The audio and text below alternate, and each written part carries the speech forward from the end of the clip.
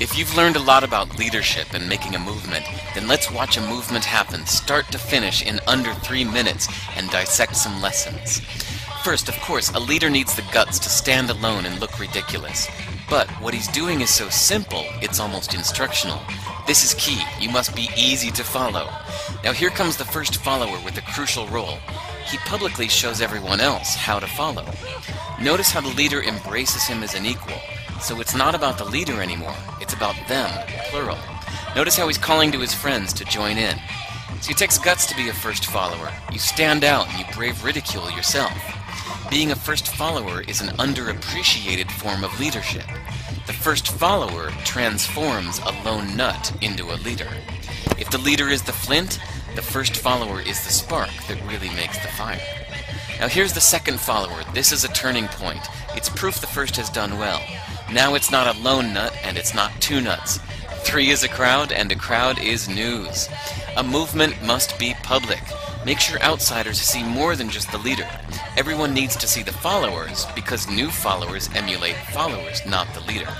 Now here come 2 more people, then 3 more immediately. Now we've got momentum. This is the tipping point and now we have a movement. As more people jump in, it's no longer risky. If they were on the fence before, there's no reason not to join in now.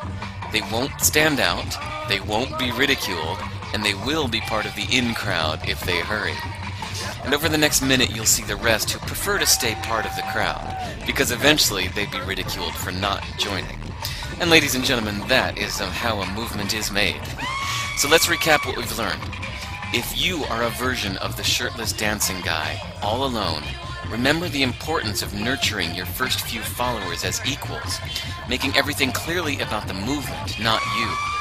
Be public, be easy to follow. But the biggest lesson here, did you catch it? Leadership is overglorified. Yes, it started with the shirtless guy, and he'll get all the credit, but you saw what really happened. It was the first follower that transformed a lone nut into a leader. There's no movement without the first follower. See, we're told that we all need to be leaders, but that would be really ineffective. The best way to make a movement, if you really care, is to courageously follow and show others how to follow. When you find a lone nut doing something great, have the guts to be the first person to stand up and join in.